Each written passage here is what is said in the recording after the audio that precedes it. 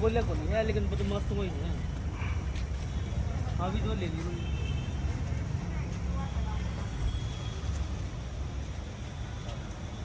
हाँ जी नव।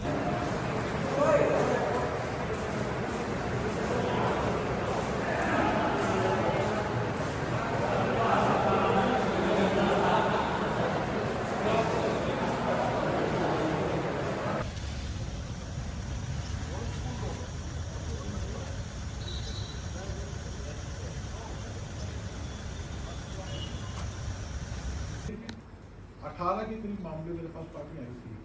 15 पार्टियां परिवार में झगड़ा करती थी, तो 3 पार्टियां पड़ोसी की थी, उसके बाद झगड़ा नहीं था। 18 के 18 औरत है तो पति।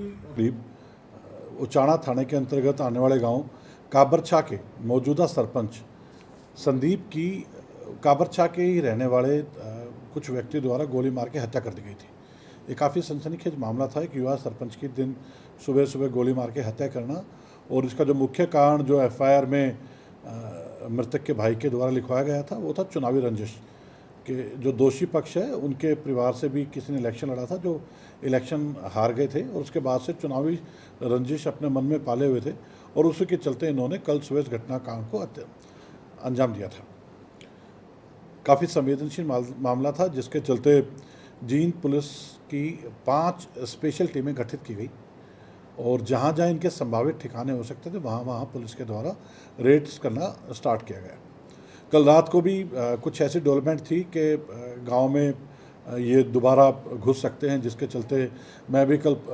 रात करीब 3-4 घंटे के लिए गांव में मौजूद रहा था, ताकि किसी और घटना को होने से बचाया जाए, क्योंकि गांव में काफ़ी टेंशन का माहौल था। आज सुबह सीआईए जींद की पुलिस पार्टी, जिसको sub inspector PSI Manish head कर रहे थे, उनको सूचना मिली कि खटखट के पास कैसून रोड के ऊपर ये दोनों व्यक्ति मोटरसाइकिल के ऊपर देखे गए हैं, जिस पर पुलिस के द्वारा तुरंत घेराबंदी की गई और इनको रुकने के लिए बोला गया, तो उन लोगों ने अपने बचाव में भागते हुए पुलिस पार्टी के ऊपर गोलियां चलानी स्टार्ट कर दी, जिससे पुलिस पार्टी ने भी अपने बचाव में व दोषियों को काबू करने की पर्पज़ से इनके ऊपर गोलियां चलाई, और जिसमें 2 एक्यूज़ जो कि बाय नेम उस एफआईआर में दोषी थे, और दोनों के दोनों वो एक्यूज़ हैं जिनके द्वारा कल मृतक संदीप के ऊपर गोलियां चला के उसकी हत्याकांड को अंजाम दिया गया था। उसमें एक का नाम है बलकेश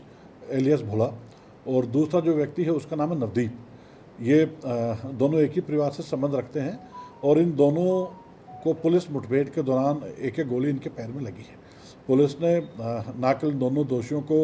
अरेस्ट करके एक बहुत ही सनसनीखेज हत्याकांड को सुलझाने का कार्य किया है, बल्कि ऐसे शातिर, या मैं ये कहूँगा कि इस तरफ ये इतने अपराध से अपने मन में भरे हुए थे कि इन्होंने पुलिस पार्टी के ऊपर भी जानलेवा हमला करके भागने की नीयत से पुलिस के ऊपर गोली चलाई है। 24 घंटे के अंदर सीआईए जींद और बाकी जो अन्य टीमें इस केस में इन्वॉल्व थी, उन्होंने इस घटनाकांड के दोषियों को पकड़ने का काम किया है।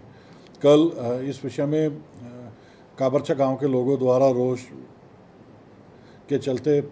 नरवाना रोड को जाम भी किया गया था, और पुलिस ने उस वक्त ये उनको भरोसा दिलाया था कि हम जल्द से जल्द ना केवल इस घटनाक्रम को सुलझाने का काम करेंगे, बल्कि जो मुख्य आरोपी हैं उनको हम 24 घंटे के अंदर गिरफ्तार करेंगे। तो पुलिस ने, सीआईए जींद की टीम ने, वे अन्य जो भी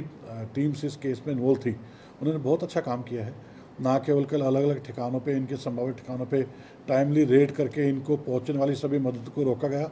इनको बाहर भागने से नाकाबंदी करके रोका गया, और आज सुबह इवेंचुअली इनको गिरफ्तार करने में सफलता प्राप्त की। इनके द्वारा जो हथियार पुलिस पार्टी के ऊपर फायर करने के लिए यूज़ किए गए थे,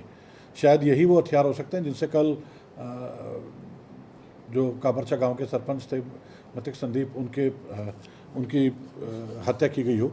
3 हथियार इनसे बरामद हुए हैं। अभी उस एरिया की पुलिस तलाशी भी ले रही है, क्योंकि जहाँ पे घटनाक्रम हुआ है वहाँ पे चारों तरफ खेत हैं, और खेत में क्योंकि इस टाइम धान की फसल की रुपाई हो रखी है, तो खेतों में काफ़ी पानी है, तो वहाँ पे इस टाइम पुलिस की अपना सर्च अभियान चला हुआ है। इनके जो अन्य एक और साथी जो बाइनेम हैं, उसमें एक इनका कज़न है जिसका नाम विनय है, उसके लिए भी पुलिस पार्टी लगातार दबिश दे रही है, और मुझे पूरा यकीन है कि जल्द से जल्द उसको भी न केवल पकड़ा जाएगा बल्कि उसको माननीय न्यायालय के सम्मुख पेश किया जाएगा। जो दो व्यक्ति जिनके साथ पुलिस की मुठभेड़ हुई है, इसमें एक अपराधी जिसका नाम बल्केश इलियास भोला है, इसके ऊपर गांव में झगड़े का केस है जिसमें एट्रोसिटी की धारा भी लगी हुई है। जो दूसरा साथी अभी तक फरार है विनय, इसके ऊपर एक आर्म्स एक्ट के तहत गैर कानूनी नाजायज हथियार अपने पास रखने का एक केस इससे पहले दर्ज है। सर, इसमें मुख्य पुलिस की तस्वीर में क्या सामने आया, क्यों मारा था, क्यों अंजाम दिया इसको? देखिए, अभी तक दोषियों से तो बहुत ज़्यादा पूछताछ नहीं हो पाई है, क्योंकि उनको पकड़े जाने के बाद जिस टाइम उनको पकड़ा गया था दोनों इंजर्ड थे, उनको तुरंत मानवीय मूल्यों को महत्व देते हुए अस्पताल में दाखिल करा गया है। जहाँ तक मृतक के परिजनों के द्वारा, परिवादियों के द्वारा जो आरोप लगाए गए थे, उनका यही कहना था कि सिर्फ और सिर्फ चुनावी रंजिश इसका कारण है, क्योंकि चुनाव में जो ये मुख्य अपराधी हैं, इनके फादर इलेक्शन लड़े थे, वो हार गए थे, तो उसी रंजिश के चलते इन्होंने इसकी हत्या की है। मैं कल सुबह भी मौका पे था और कल रात को भी, जो मैंने जैसा मैंने बताया कि गांव में एक बार कुछ अफवाहों का दौर चला था, तो वहाँ जाके मैंने देखा कि मृतक के और दोषियों के परिवार घर जो है बिल्कुल साथ साथ लगते हैं, बिल्कुल एक ही गली के अंदर इनके घर हैं, और किसी भी ऐसी अनहोनी को टालने के लिए वहाँ पे पर्याप्त पुलिस बल को तैनात किया गया है। टोटल कितने केसेस में बनाए गए हैं सर इसमें, और कितने अरेस्ट हुए हैं? इसमें अभी तक मैंने बताया कि 2 व्यक्तियों को हम अरेस्ट कर चुके हैं, और जल्दी मुझे पूरा यकीन है ये दोनों वो व्यक्ति थे जिन्होंने अपने हाथ से गोलियां चलाई थी। तो मुख्य आरोपी, मैं ये कह सकता हूँ कि मुख्य आरोपी और घटनाकांड को अंजाम देने वाले व्यक्ति हमने गिरफ्तार कर लिए हैं, और कुछ ऐसे व्यक्तियों के नाम हैं जिनका इस सारी साजिश में या किसी तरह की प्लानिंग में इससे पहले उनका कोई रोल रहा, तो उनके नाम एफआईआर में लिखवाए गए हैं। उनके ऊपर भी पुलिस जल्द से जल्द कार्रवाई करके उनको अरेस्ट करेगी।